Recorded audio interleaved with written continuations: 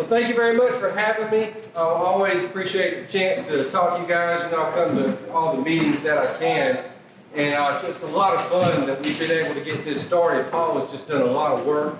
And I'm so glad that we've got a group that's getting together to talk about really important eras of local history. And as Wayne said tonight, it's going to be a little bit off our usual time period. We're going to talk a little bit on the colonial era. And the end of it will bring you kind of full circle all the way up to the territorial and early statehood era of Alabama's history. And so I hope that if nothing else, you'll make that connection, because one of the things that I have noticed that people, even people who really like history, know about is that they're aware we have a colonial past here in Mobile. Very well aware of that. What they're not so well aware of is how that colonial past fits together. When the French were here, the British, the Spanish, and how that led up to American control of the region. So what I'm going to tell you about tonight is the era in which where we're sitting was a part of a British colony. I call the book, it's titled The 14th Colony, because it's in reference to the fact that we all know about 13 colonies and the role that 13 rebellious colonies played in forming the United States. What we sometimes forget, or we may not have even known, is that there were more than 13 colonies in North America, and we forget that there was an America beyond that Atlantic coast, the Atlantic seaboard, and that where we're at, the Gulf Coast has a part of America's Revolutionary era heritage. And I just thought that was a really unique fact. The West Florida, what we're going to talk about, was a British colony. I call it 14th colony to get everybody's attention. I don't literally mean that it was the 14th family, because it was founded at the exact same time that East Florida was founded, and they were just divided into two colonies, so either one could say the 14th colony. But that gets everybody's attention. That's what the title is all about. Now, most people, as I mentioned, don't even really know that there was a British period in the Gulf Coast history. I want to take you back to explain how we got here. I won't belabor all the facts leading up to it, except to say that what happened here, why there was a colony, had everything to do with wars that were fought long way away from our shores. The 7 Years' War, a truly international war, pitted European powers against one another. We've heard of it in United States history as the French and Indian War. There were no major battles fought anywhere around here that had anything to do with that war.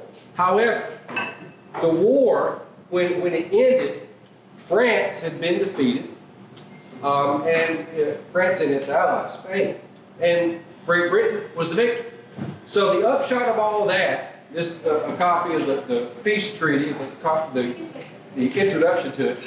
The upshot of all that, and why that's important here, is that eliminated France as a colonial power in North America. So everything that France owned in North America, colonial holdings, became part of the British Empire, except for those portions that they gave to Spain, which became a new colony under Spain. So what happened here was that Mobile had been a French colony, part of French Louisiana, for over 6 decades. It became part of this brand new colony called West Florida. Now what the British did, though, is they acquired that territory from France, and they also acquired some territory from France's ally Spain in the war.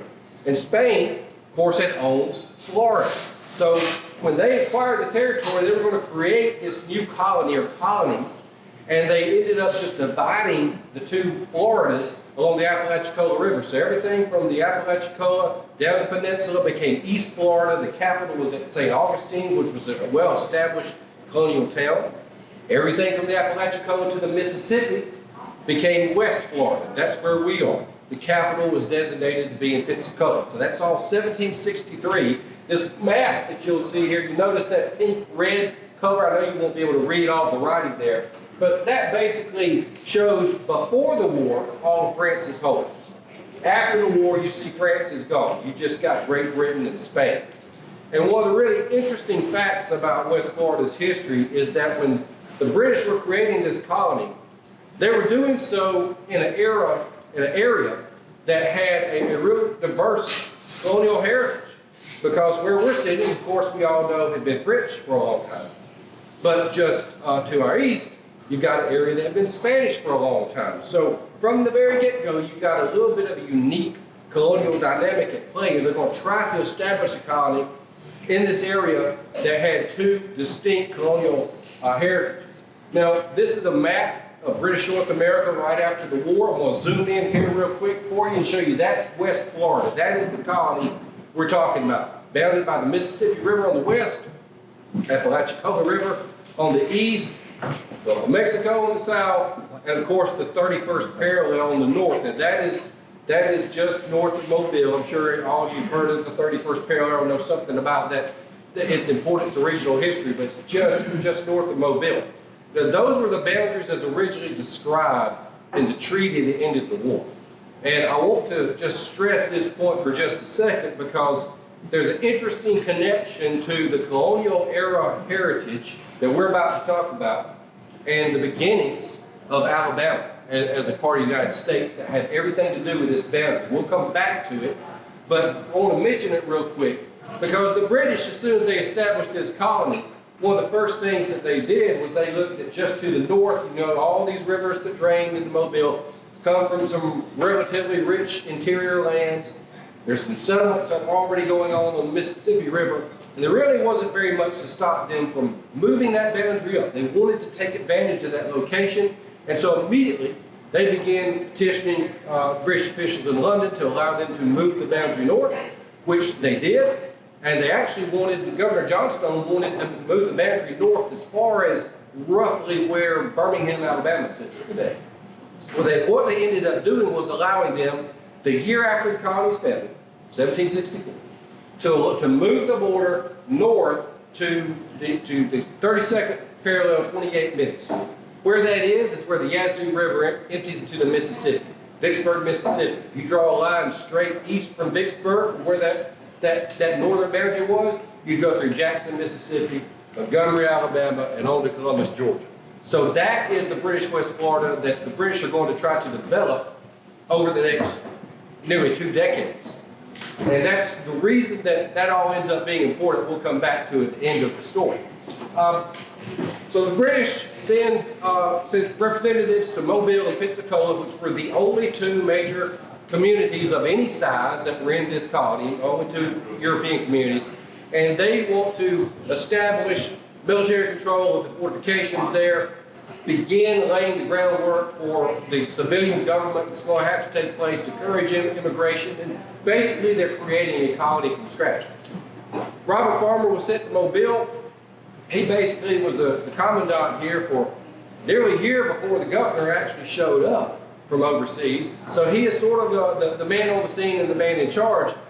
And what he finds and what his companions over in Pensacola finds are very similar things, just a little bit different twist on the story. In Mobile, they find a small, struggling, poor, small town with a fort that is a lot more elaborate sounding than it was in reality. It was really in bad way.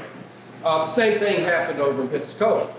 Although the Spanish had ruled the colony of Florida for decades and had established the town of Pensacola and had established a fort there, what they had originally found there was really a place that had really barely been developed as far as they were concerned. These are people who were coming from much more developed colonial enterprises elsewhere, and they just saw them as small, struggling outposts in a really, really rough environment, and they knew they had to build everything from scratch. And that was really one of the first impressions of a lot of people who were sent here, is that this is a bigger job than the authorities in London really think. We've really got to create everything from scratch. And to compound matters was the fact that you're trying to do all this in an environment that those of us who live here know this today, but this is not always the most hospitable climate. Yeah. Why had the French allowed Mobile at that point to get down to the drug mentality? It had always been there. It was bigger than it ever had been under French. From the very beginning, the town of Mobile, a few hundred people, was about as big as it ever was throughout the French period. So then it's not so much that it had gone down, it's that pretty much it reached a height that never really advanced beyond it for decades. But the people the British who were attempting to establish this colony, as I was mentioning, they're doing so in a place that's not exactly conducive to easy development. You got hurricanes, heat and humidity. Although we know Alabama is a place where eventually is going to be really, really famous in the antebellum era for production of crops. Right here on the coast and the sandy soil that they're first encountering, these are not the best places to farm. So they looked at it as having every disadvantage rather than advantages.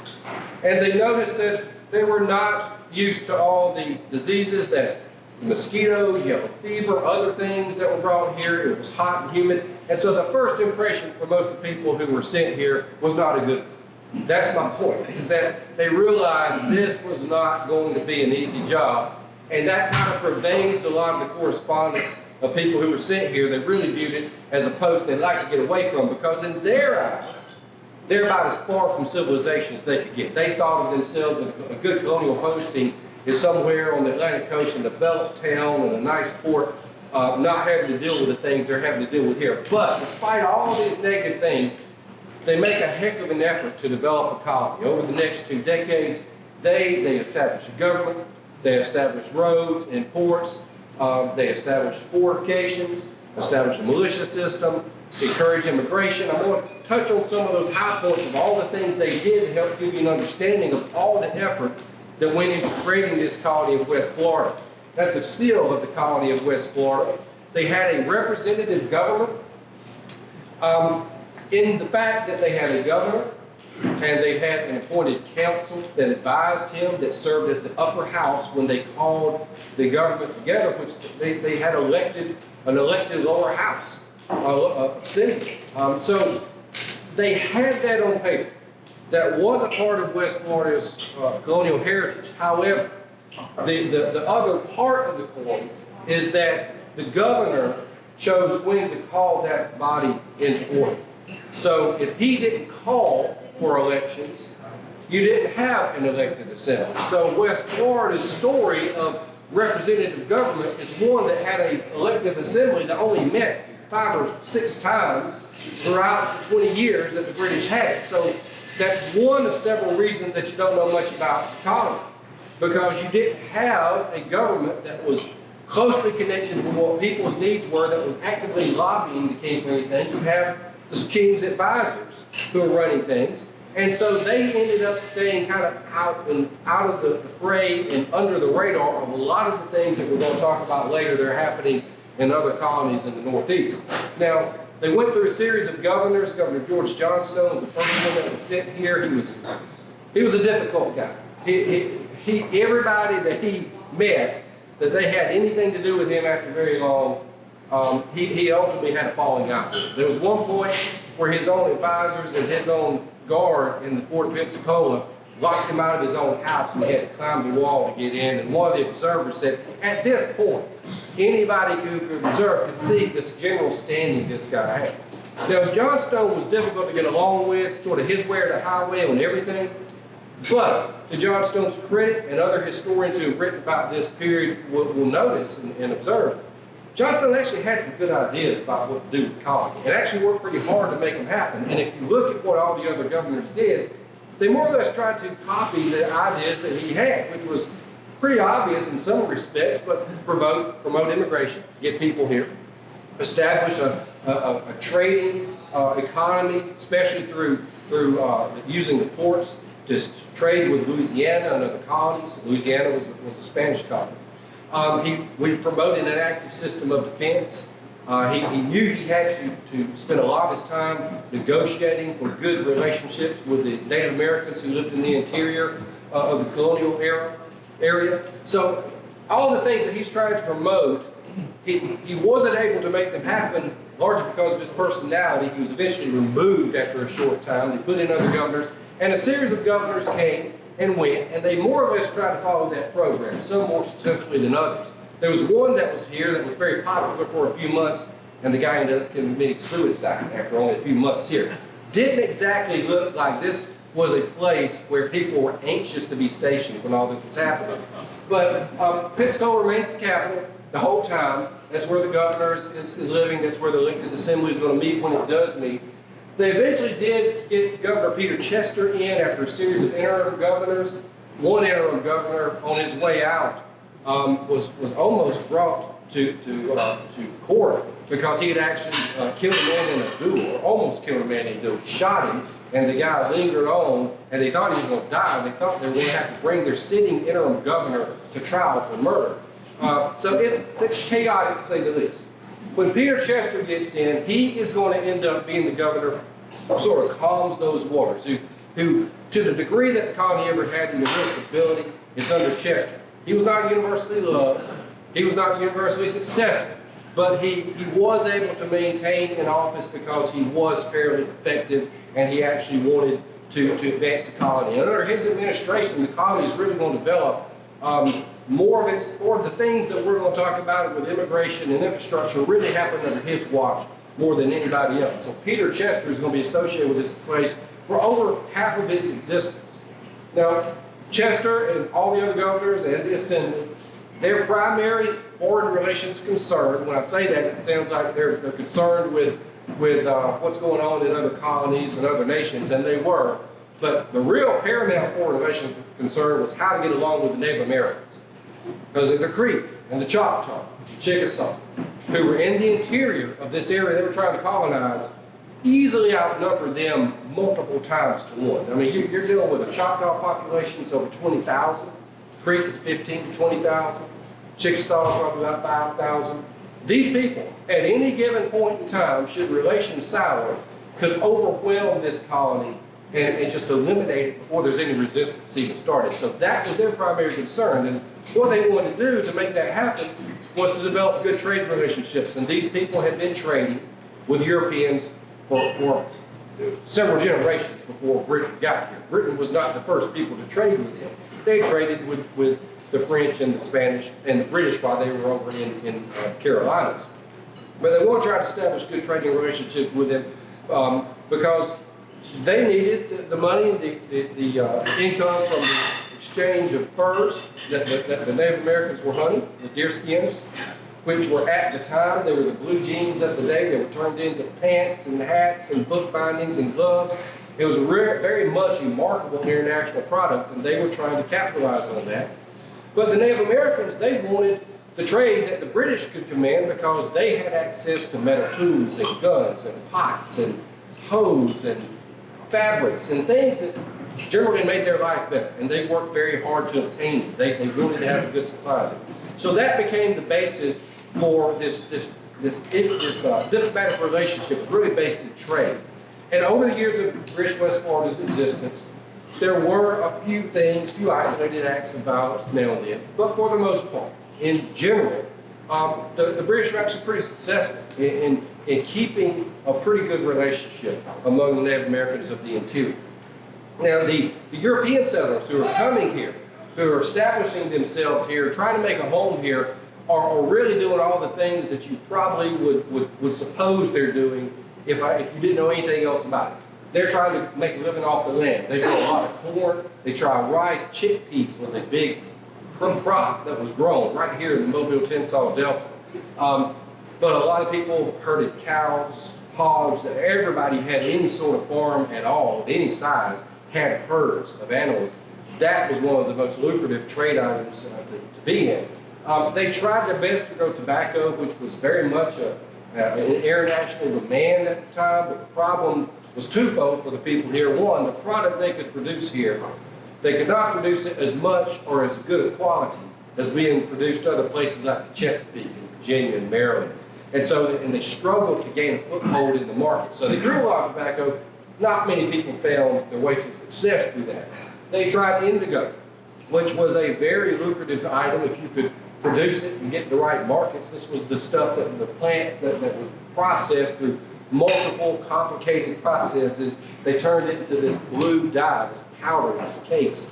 But there was a pretty stiff competition internationally for markets, and so there were people who grew indigo and made good money on it in West Florida, just not all that many. most people found that their most reliable way to make a living in the colony actually was not through even production of typical agricultural products. It's taking advantage of the longleaf pine that is long gone from this region, but these enormous swaths of what we call today old growth pine, heart pine is really a species of pine tree that's extraordinarily resistant to rot, long and straight, just perfect for building, and it was here for the taking. Hundreds and thousands of acres of it. And so they used it to make, for the timber to ship, to make barrels, where everything was sent on barrels and ships overseas, and for building material. They also used it to help make parts of ships, and of course the live oak that was here for parts of ships. So the ship naval stores industry, pitch and tar and pine, all that became crucial parts of the economy. So, forgive my ignorance on trees, at Blakely, your pines that you have there, is that something different than the pines I see on like the campus of South Alabama or something?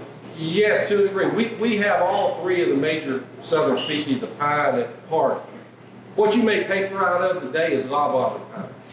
Slash pine is a little bit different, but in far less quantity. Longleaf, original longleaf pine is what blanketed most of the belt of the lower south at the time. That is the pine that we associate with all the antebellum structures that were built. They talk about, that's that type of pine. And the reason we don't have as much of it around, it was over harvested. It takes a long time to grow. You grow loblolly pine in 20 years, you can have a crop that you can cut and process into paper and other products. This stuff is going to take several more decades than that. Really? Yeah. So that is one of the main things they took advantage of, and several generations did up until the early 1900s when it began to be harder and harder to find. So rosin and turpentine plantation, which was a big deal during the Civil War on the Eastern Shore. Oh, you can make that from pine in general. Any pine? Yeah. Okay. Yeah, so all the pitch and the tar and the things you would use to caulk up the seams of ships, make water. This was a big area for production of that. And it wasn't, you were not going to get rich on doing that in West Florida, but you could make a living. And you could feed your family on it, and a lot of people ended up doing that. This is a map, if you can tell what this is a map of the lower Mobile Tensas Delta, seeing the Tensas River there, and all those little rectangles, those are pieces of property that people own that they were farming. Some of them actually moved there and lived on the farms and developed them.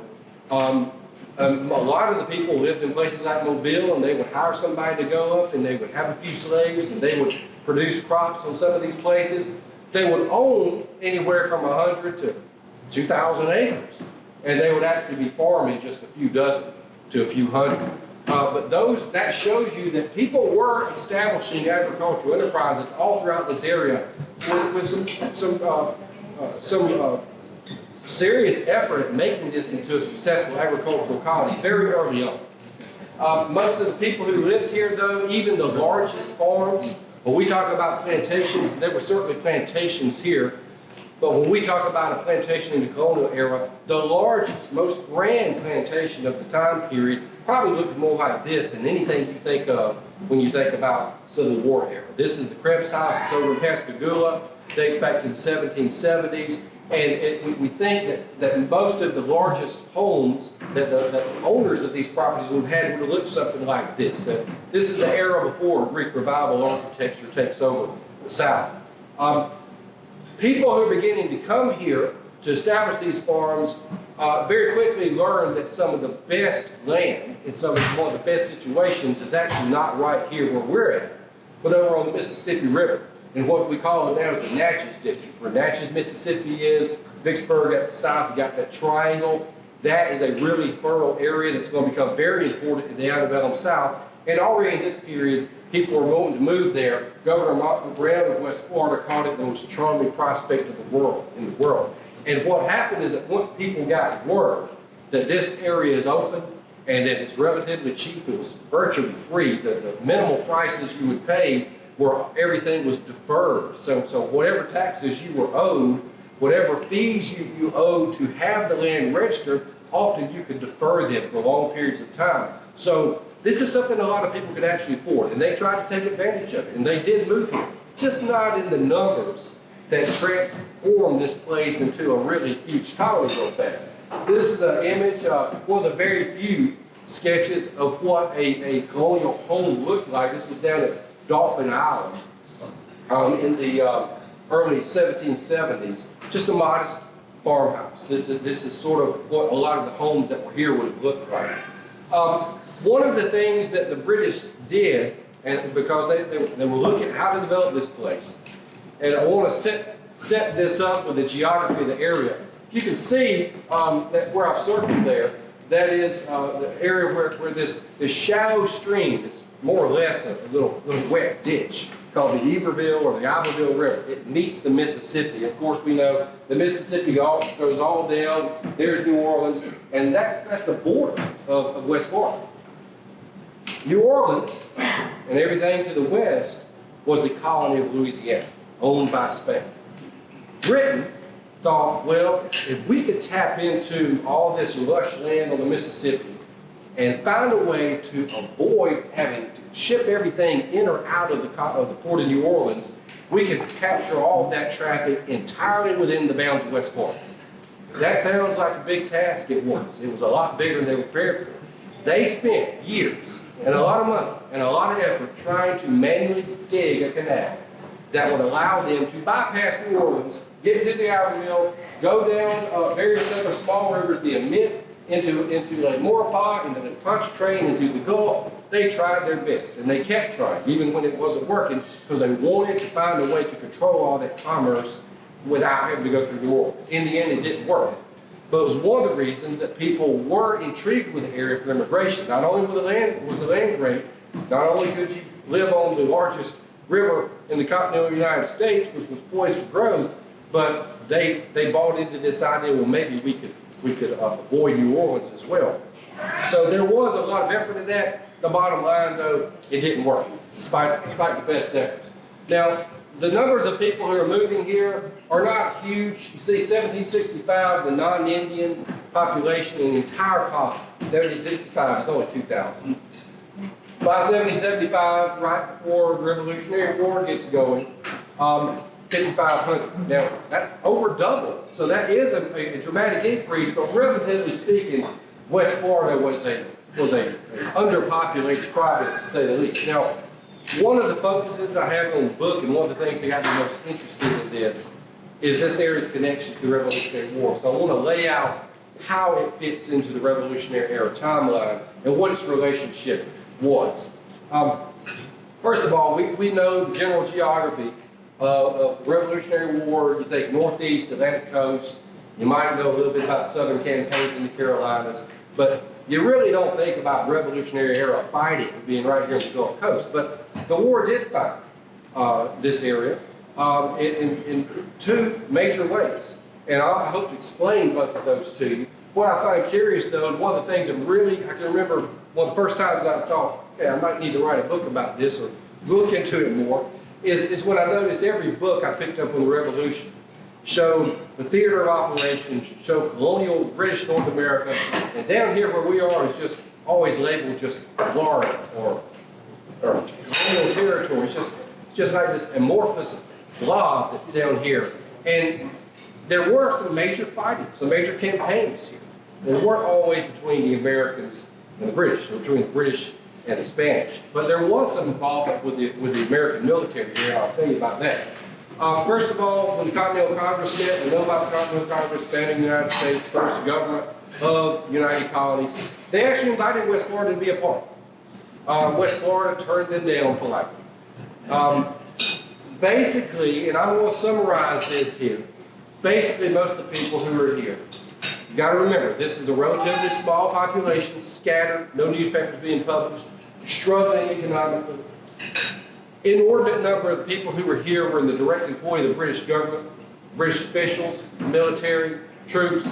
Most of the people here, in general, thought what was going on up in Boston and other places was somebody else's business. They basically were trying to focus on making a living. So there was some discussion of what's happening, but it got here late, and there were really very few forums for open discussion, and most people just did not see it as urgent that they needed to get involved in this. The one thing that did spark some discussion locally was the Stamp Act. You know, all the acts that lead up to the Revolution, and Terrible Acts, and Tea Party, and all of these other acts. The one thing that really got their notice at all here that I've been able to find in the records is the Stamp Act, because that hit people of all classes directly in the pocketbook, and even the Attorney General of West Florida, in the minutes of the correspondence, even said, do they really have a right to tax us like this when we've being fairly represented in the colonial government? And the governor, George Johnstone, said, the spirit of what is there, meaning the East Coast, called liberty, is beginning to infuse itself here, and there's some arguments that are being handed about. So there was discussion, and there were some people that questioned it. But you never had, as far as I've ever seen, any documentation of any sort of groups like the Sons of Liberty and other groups banded together and wanting to rise in rebellion. Most of the people here would have described themselves as loyal, even though it's sort of a conditional loyalty. Most of the time the colony is labeled a loyal colony because it did not rise up in rebellion. It doesn't mean it was just avid and pro-Britain. It was just concerned about its daily affairs more than anything else. General John Campbell summed it up once war began and they were trying to look for supplies from the local populace. He said that the inhabitants of this colony in general are self-interested without public spirit, whose minds are only attached to gain in their private concerns. In short, nothing can be had from them but at an enormous, extravagant price and personal service on general principles of national defense, too generous and exalted for their conception. In other words, these people who were they were really concerned with their day-to-day life. But the British government did notice that of all the things that were happening in British North America, they noticed that West Florida was not having these major uprisings and rebellions and discord.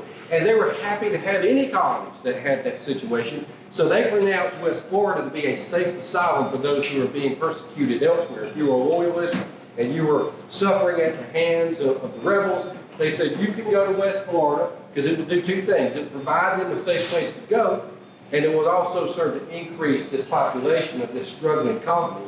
And they're pretty generous grants. A head of a family, if you took a loyalty oath, you could receive 100 acres for yourself, 50 acres for your wife, and every child and every slave. You could amass some pretty big land holdings by saying I'm loyal to Great Britain at this time. That's what people did.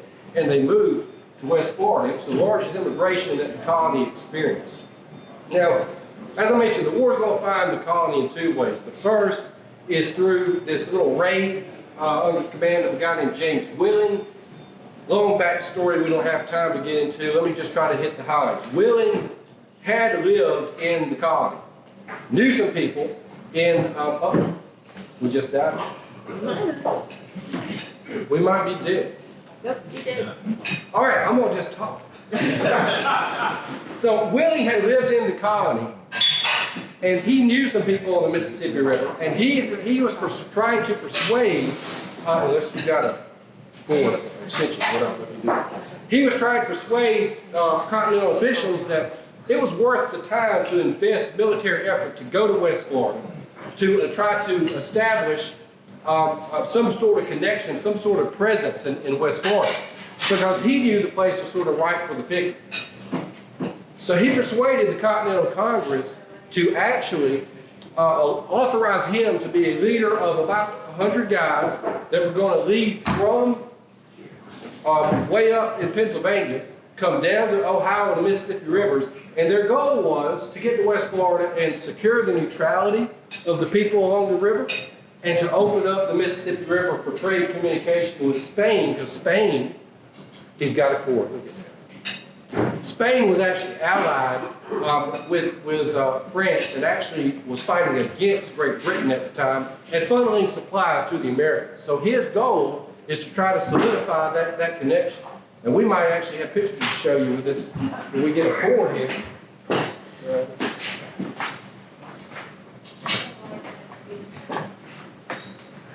see if we can get it fired up here. Fire in the hole. All right. Let's go. Let's cycle up.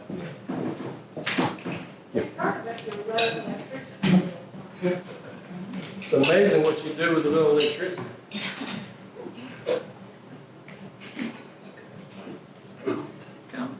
It's coming slowly.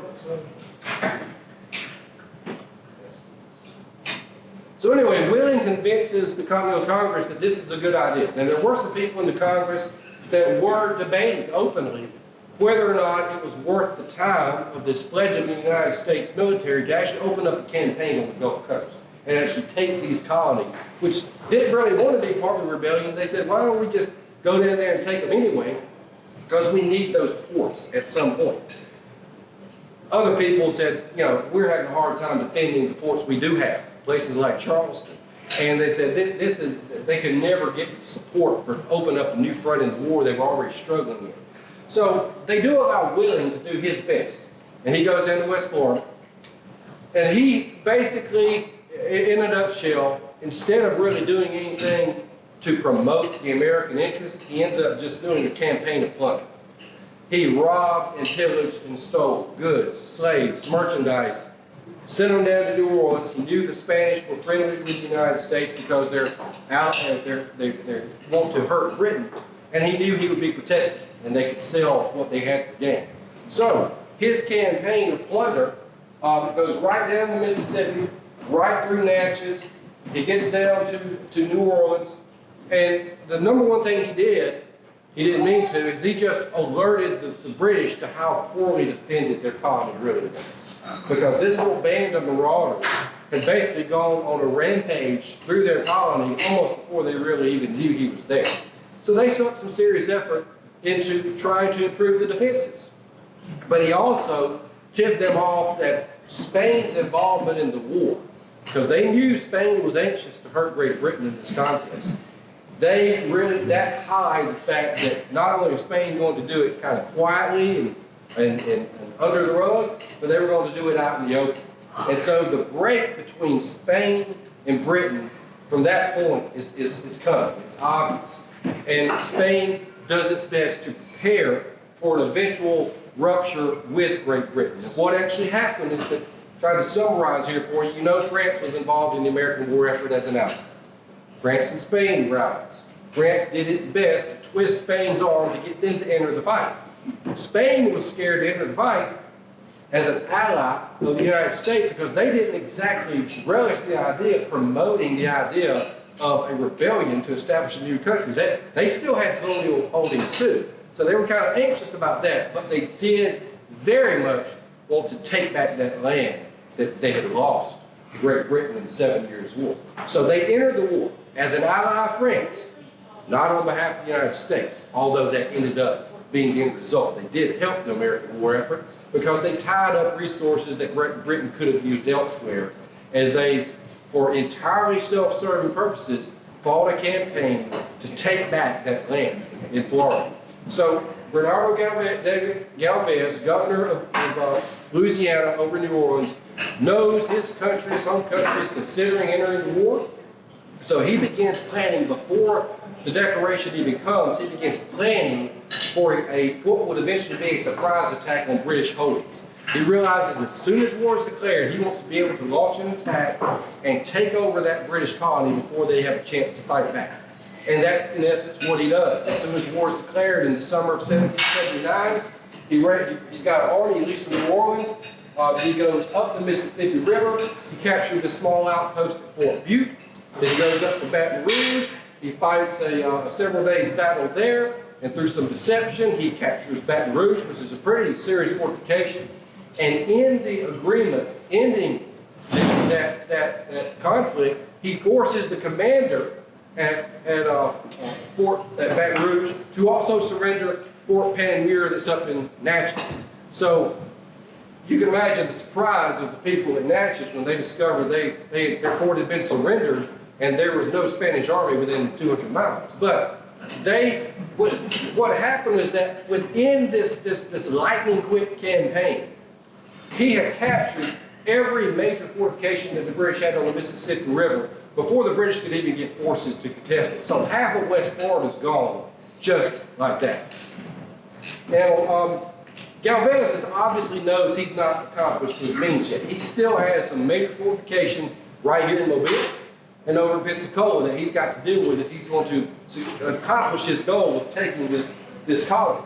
And so he immediately, once that campaign is over, begins planning for how he's going to go capture Mobile. Raises another army, a pretty diverse and large army, heads over into Mobile Bay, establishes the first fortification there at Mobile Point, you know, where Fort Morgan stands now. Gets into Mobile Bay, takes his ships up the bay, offloads heavy artillery and men roughly where Dog River is, and marches up from the south to Mobile, arrives here. This is Fort Conde, Fort Charlotte. That's where the Spanish fortification was. They lay siege to it. So there's constant sniping and firing. In early March of 1780, they're laying siege to this place. They're basically, the Spanish are trying to get their heavy artillery in place so they can bombard this fort, which is still not in great shape by this point.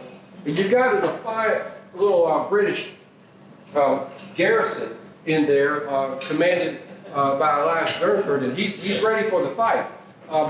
He actually had gathered, when Galvez came, and they had this formal back and forth and all these niceties, and he sent an emissary to the fort, and he said, you know, you can see, you know, I've got a lot more men than you got here. I think you ought to just go ahead and surrender. And he said our forces are much beyond your conception. We're prepared to fight. And so after they left, he gathered all his men together and said, if there's anybody that's not brave enough to stand up to these Spaniards, you can leave now. We're about to have war. Well, obviously, no one left. And so Britain was determined to fight for this thing. Now, he was determined to fight, not so much because he really thought he was going to win, is because he had already sent word back to Pensacola that the Spaniards were here, and he hoped that a relief force would arrive in time to help him out. So, and that relief force coming from Pensacola is actually going to go up and hope to descend on Mobile. And they arrived just in time to hear the final shots fired, because they opened up their guns on March 14, 1780, and it's a short battle. It's a one-day, all open, all fair battle, and the fort is battered. The fort is forced to surrender. There are holes in this thing that they say a man could walk through by the end of the day, and the British were forced to surrender. And they did so at a cost of a lone man killed and 11 wounded. It's not a huge battle as far as casualties go, but it's enormously consequential because now all you've got left in the colony of West Florida is Pensacola. But an interesting thing happens before they get to attack Pensacola, and it happens right here in our area. Galvez, after he captured Mobile, he left a small force here to establish rule in the town, and he had a lieutenant construct an observation post over on the eastern shore of Mobile Bay, basically where I-10 meets, goes right through Spanish Fort and Daphne today. And that observation post was a garrison place for the soldiers and a way that they could monitor any threat that the British might pose to their control of Mobile. And the British did pose a threat because the British were finally waking up to the fact that the colony was almost going to be gone before they could even put up a fight. And they decided that this little quiet observation post is a perfect place to kind of turn the tide of this war. Go attack it, take it, and then maybe they could go back and recapture what they had lost. And so they planned a combined forces operation, combining British Navy and Army forces with Native American help to go and capture this place, to attack this little outpost of what they called the village. And they're going to bring their ships into Mobile Bay and hope that they could keep any reinforcements from coming across the bay, isolate this little garrison that had less than 200 men in it, and reduce it and capture it. And then on a foggy morning at dawn, on a very foggy January 7th, 1781, they make their way quietly to this place. They launch an attack on it, and they almost completely overwhelm the Spanish before they could make an organized resistance. However, they did get enough men behind their fortifications that they did begin to put up some resistance, and some really, for the Spaniards, some lucky things happened. One, they had enough men that would return and fire and slow down the British attack. But two, they actually killed some of the primary leaders of the British force there. So what was an organized, stealthy attack within minutes was suddenly a leaderless mob. And while the British were scrambling, figuring out what to do, the Spaniards got their artillery back in action. The Native Americans who were there decided they want no part of a regular stand-up, conventional war on this fortification. And so the British force was isolated. And over the matter of a few hours, well, almost overwhelmed fort ends up being a British victory, a Spanish victory. They repel these invaders who were roughly equally matched after the Native Americans abandoned them. And so they had tried their best to return the tide of the war at the village, and they ended up losing even more territory. And it becomes very obvious that the last and the final campaign in the entire war is going to be fought for Pensacola. So the British retreat to their fortifications and get ready for an inevitable siege. Paula, So the question. British came here from, I had to step out, the British came. They came from Pensacola to try to capture. They wanted to retake Mobile, but the first step was to capture that outpost on the eastern shore, and they So failed. at that time, Spanish fort was trying to defend from the east. They were trying to recapture what they had already lost. Right. Because they had already lost everything on Mississippi River. They lost Mobile Bay. They were trying to retake it and maybe push the Spaniards back. British, okay. So the final campaign in the war, everybody knows is going to happen next, is a campaign against Pensacola. And for that campaign, Galvez is going to end up gathering the largest army that fought anywhere on the Gulf Coast. You're going to end up with about 7,000 people besieging a series of fortifications in Pensacola. And it's going to have combined forces, Army and Navy, even French Allied forces. It's going to be one of the longest sieges of the Revolution, and it is, to this day, the largest battle in terms of number of men on the ground fought in the state of Florida, larger than anything that was fought in the Civil War. And Galvez arrives, he's at Pensacola Bay. He's got his fleet, small colonial fleet out of the colony of Louisiana, he commands. Then he's got a Spanish naval fleet that's joined him, that's allegedly under his command. But that Spanish fleet, the commander says, we're not going into that bay right now because we don't know where the channel is, we don't know how deep it is, we don't know where the British guns are. Galvez says, we've got no time to waste. He said, you won't go in, I'll go in by myself. And so he, with his squadron of those 3 ships, as everybody's standing by, he sails into Pensacola Bay. He's forever remembered for it. In addition to his coat of arms, it's Yo Solo, I alone, going into Pensacola Bay.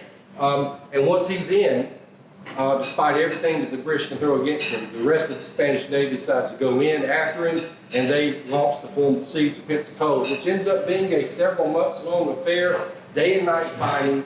It's not over just one place, it's over multiple. There's a map of Pensacola today where you can see where some of these places were. So this is a theater of operations, a large enterprise that involved naval ships and army troops on the ground, vicious fighting back and forth over a period of weeks, several weeks, until it all ends in early May 1781, rather suddenly. What had happened is that every day, as soon as daylight comes, they're starting to fire at each other. And so the British are having a hard time returning fire because there's so many Spaniards around them. Well, at one of the British fortifications, they were in the process of opening up the powder magazine. Very small little opening to a powder magazine. Unbeknownst to them, the Spanish somebody had shot a mortar, made a perfect arc, and just happened to go right into that hole where that door was. And within an instant, there was no more fortification. There were about 100 people dead, and what the British were trying to defend had more or less been blown to smithereens. So within just a matter of hours, the whole campaign was over. The British were forced to surrender, and Galvez had captured by conquest that entire colony in several affairs, and there's an equestrian statue of him there in downtown Pensacola today. The fort in Pensacola, was that about where the Civic Center is? You know? Well, there's more than one fort in Pensacola. The British. Yeah, there's more than one. There's more than one. Then you've got your main fort that's downtown, and then north of town you've got the Prince of Wales Redoubt, Queen's Redoubt, and then over here on the west of town you've got smaller fortification, some citizens contributed to the building, there's one on the east. So it's multiple points that they're trying to defend. But when the siege is progressing, and when they get to the point that they destroy those northern fortifications, there's really nothing else that they could defend at that point. So there's Galvez. He's captured the colony. British West Florida becomes Spanish West Florida. That's how we get from the British period to the Spanish period. And this is a map of the new United States right after the war. There's a 31st parallel, which recognized West Florida as a Spanish colonial holding. Now, I want to bring this back to Alabama history real quick as we wrap up here. Remember I told you that boundary was originally the 31st parallel, and they decided to move it up. Well, when Spain took over the colony of West Florida, they wanted to do the same thing. They said, well, Britain has been operating this colony with the northern boundary up there at the 32nd parallel, so we're going to continue to do that. The United States got a copy of the original treaty of 1763 and said the treaty is specified the boundary is supposed to be the 31st parallel. So we think that boundary needs to be all the way down to the 31st parallel. Now, the young United States had a lot of pressing business to take care of in the 1780s and 1790s, and this issue sort of festered as a back burner but important issue for a long time until it was finally resolved in the Treaty of San Lorenzo, 1795.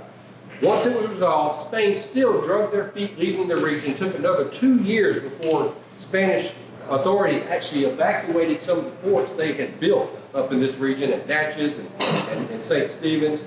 And when they finally did, they pulled back. This is the area that we're talking about that was in dispute for those 15 years. Once they did, that became immediately the Mississippi Territory, which, as you know, was the first time part of Alabama became part of the United States. And from the original Mississippi Territory, it will be added to eventually lead to the states of Mississippi and Alabama. What treaty was that? San Lorenzo. So that's how we get from British West Florida to today. And I do have a few books. If you're not ready to buy one, you can email me. I'll be glad to get one to you. I appreciate you having me, and I hope I've answered some basic questions that maybe you didn't have all the details on about how we got from one colonial era to another.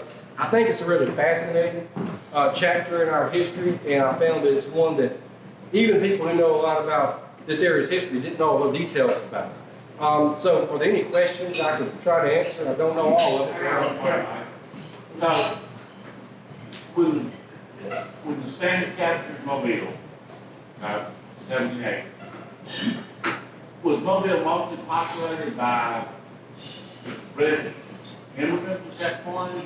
What were the people like, and how did they taking over, Galvez taking over?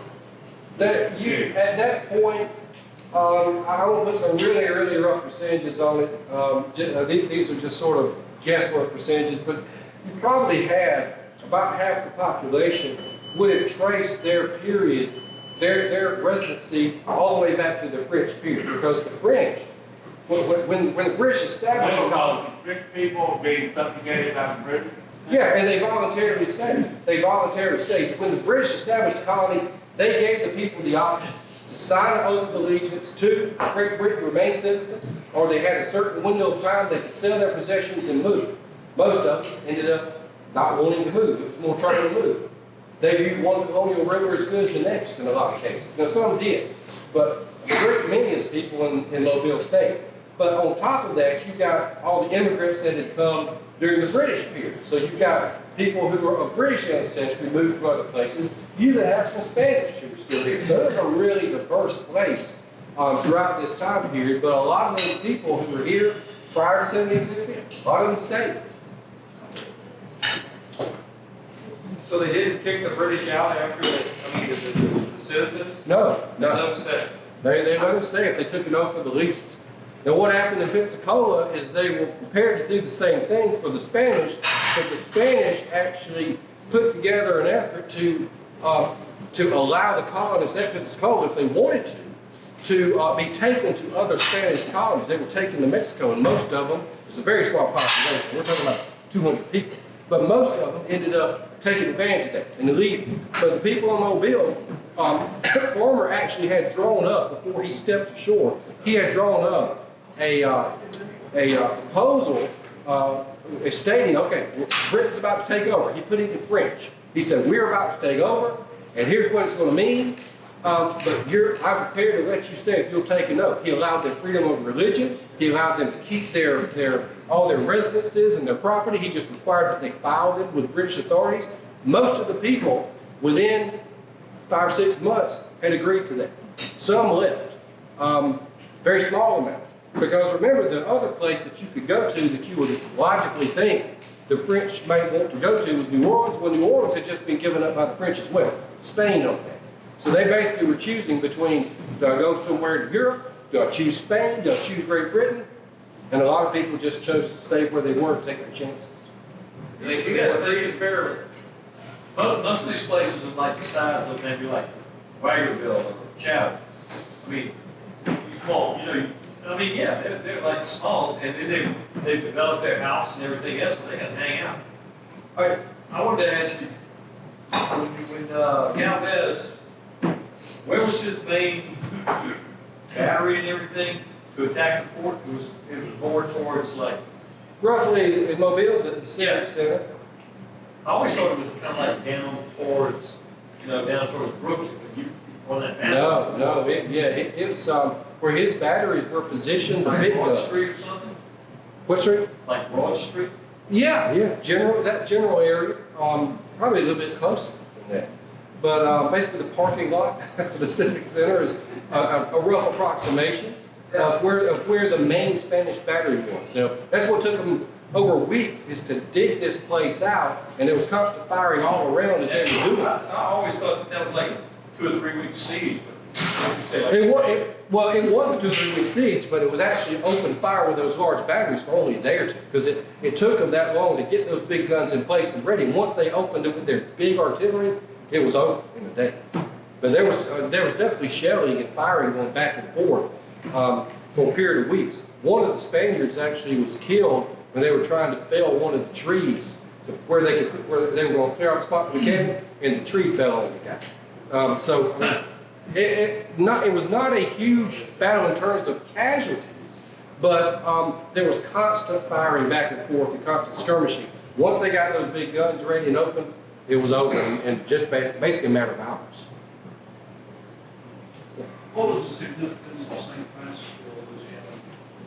St. Francisville was, I'm not sure it was even incorporated at that time. I don't think that was incorporated until well after the war. But that area had settlers there already.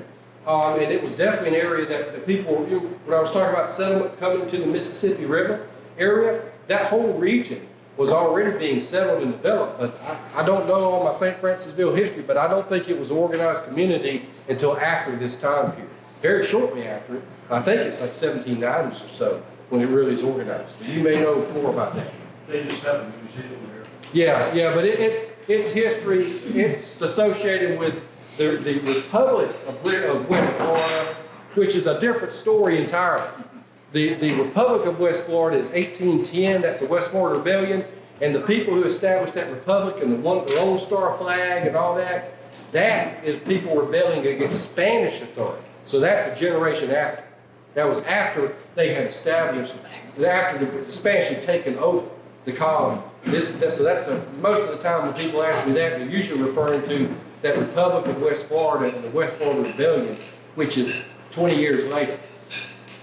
So why didn't Alabama take the border all the way down to Appalachia? Well, everybody asks me that. It's a complicated answer.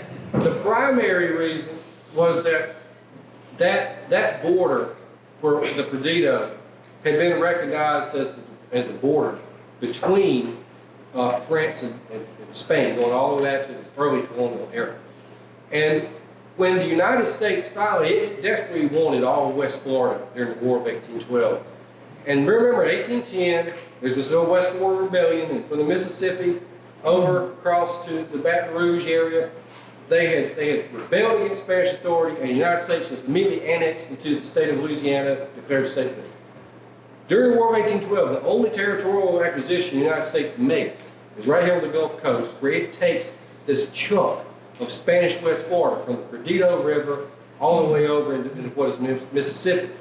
So what's left of of Florida, of all of Florida, that the Spanish hold, is from the Perdido over. That comes later in the Adams on East Treaty. So basically what you end up is little piecemeal acquisitions of the territory. That's why it came in as it did.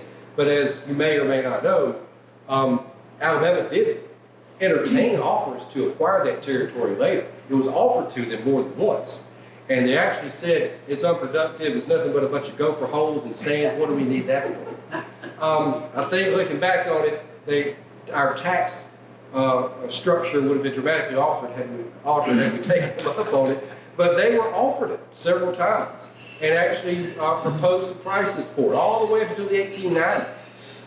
That's a topic for another day, but it was piecemeal acquisition, and then it was a debate whether or not it should be in the state.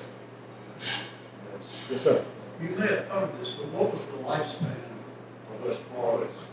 From years start from 1763, it's organized. 1781, the Spanish take possession of Pensacola, the end of that campaign. So you're talking about 18 years under British dominion, and formally recognized in the Treaty of Paris in 1783, which establishes the independence of the United States. So it's an 18-year effort to develop a colony. And the last three of which are involved in a war for its very survival. Mike, an interesting part of Fort Condy is when every time Fort Condy would change hands, they would put the cannon and throw in to the river. And going off with the King's War, the one that was building the tunnel, there was coming 3 or 4. And even when they were building the river building, they put up a cannon. Matter of fact, one of the 4 they were digging out and putting things up. But one back this pickup truck was taking it home. Oh my goodness. And somebody told me, but those cannons, most of them are still kind. There were probably 5 or 6. And every time you change hands, they pick the other guy's cannon and throw them. Well, they take the ones that weren't anything. The British were actually upset when they arrived and they saw Fort Condy. I mean, one of the reports farmers said that the only guns worth anything they hauled off. They just left us with junk. So that happened often. I'll verify that story. I had a buddy of mine whose dad did that. Who absconded with colonial era cannons? Yes. No, he hauled them off. Yeah, just you knew somebody who did. He worked on it, yes. He had all kinds of stuff that he had pumped out. He's got some great Actually, when they stuff. threw the cannons into the river galleys, Got one. They got the blind box, so. Yes. All right, anybody else got any questions? Thank you very much. Appreciate your time. All right.